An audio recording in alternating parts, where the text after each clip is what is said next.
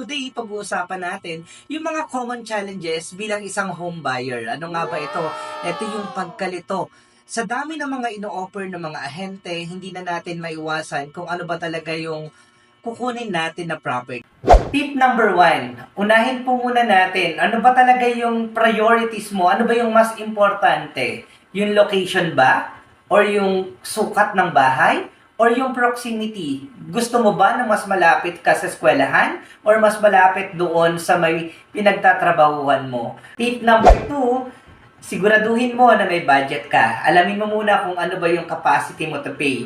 Dapat alam mo kung ano yung properties na kakayanin mong bayaran. Tip number 3, do your research. So, marami po tayong mga online resources. Pwede tayong magtingin sa YouTube, sa Facebook, sa Marketplace para malaman natin yung mga location ng property na malapit lang po doon sa area natin at